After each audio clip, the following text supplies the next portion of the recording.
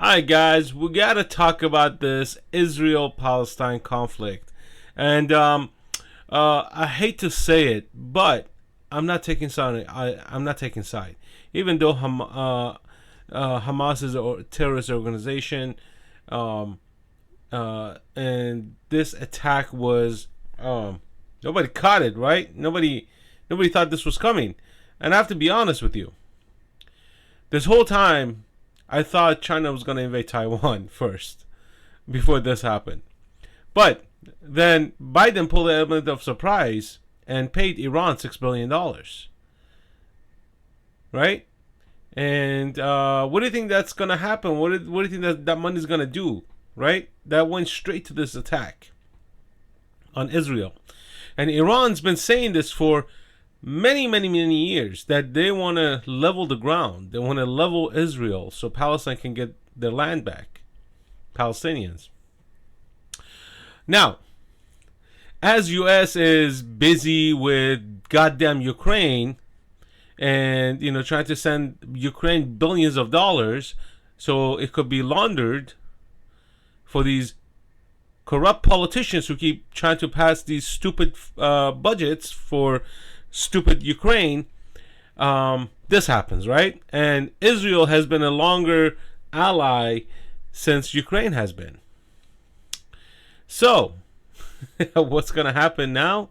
What is happening here? Well, I have few ideas that things might kind of escalate now, because of the open border policy of the Democrats and people who voted for these people, and millions of unidentified illegal immigrants have crossed over into the country. We don't know where they're from, to be honest with you. And they're not just Hondurans, they're not just El Salvadorians, they're not just Mexicans, they're not just Venezuelans. They're coming from all over the world. And you don't think Palestinians have snuck through all this stuff? You don't think Hamas operatives have snuck in through this whole thing? You don't think Iranian operatives have snuck in through the borders? Nah. AOC said it.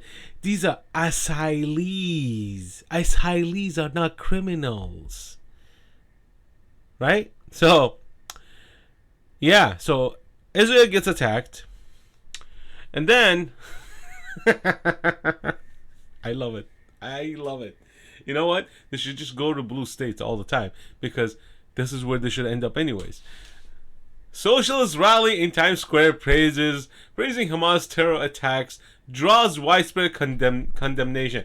By whom? By the people in Congress? The bottom paid for politicians? Please. What are they gonna do? Pass a bill that condemns these actions? What the hell is that gonna do? Nothing. They did their job.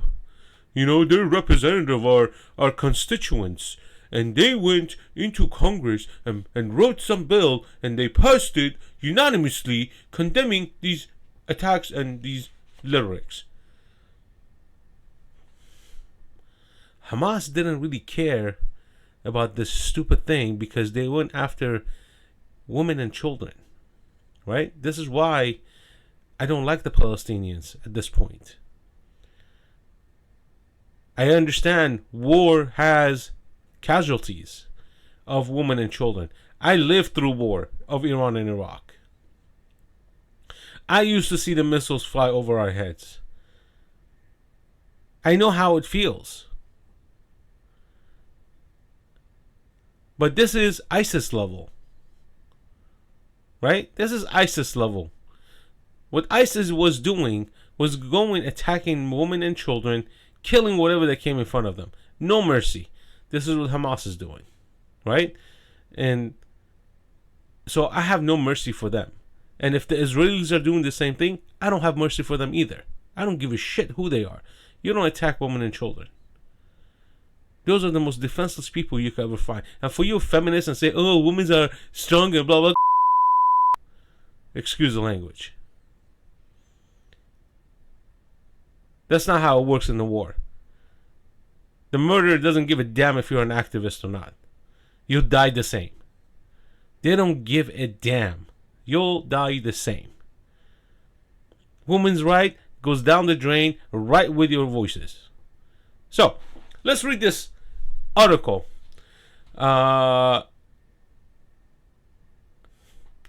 Nazarian. Possibly an Armenian guy. Let's read this. At a pro-Hamas rally in the heart of New York City, speaker after speaker praised the slaughter of civilians that had taken place in Israel on Saturday after terrorist group overwhelmed Israeli defense in an audacious, unexpected raid. And as you might have seen, there was some sort of rave or desert party where they were having a great time until the resistance came in electrified hang gliders and took at least several dozen hipsters. One speaker joked about the Hamas assault on a desert rave, where horrific scenes of murder and rape took place. It was bracing spectacle. Let me brace myself. Bracing spectacle that countered the grief pouring in from most civil leaders, from Brooklyn to Berlin. But it was also evidence of a split with the Democratic Party, with many younger activists forged in the Occupy Wall Street and Black Lives Matter movement, viscerally identifying with the Palestinian cause. Oh, yes. They're talking about the squad, by the way. He's talking about the squad. Israel's founding story as a quasi-socialist refuge for Holocaust survivors and other landless Jews resonates less and less, especially as young generations show little knowledge about the murder of 6 million Jews by the Nazis. Wait, whoa. By the Nazis? You mean MAGA? Because apparently MAGAs are the Nazis. But no, if you read the history, Nazis were actually Democrats. Hitler was a Democrat socialist. Go read your history, you Democrats. The ones who continue, and especially to those who continuously vote for Democrats. Right? The Democratic Party reads script by what Adolf Hitler did, a socialist Nazi. This is where they get their playbook. So go read your history, by the way, before you start calling MAGA racists and Nazis. Anyways, enough with the rant. Let's continue. The controversial rally in Times Square, controversial. It was not controversial. This is exactly targeted to exactly what they're trying to give you the message. The controversial rally in Times Square was hosted by the Democratic Socialists of America. Wow. And I've never read this article, so I'm reading it with you as I'm taping this. A far-left organization that includes several prominent House members in its ranks, including Representative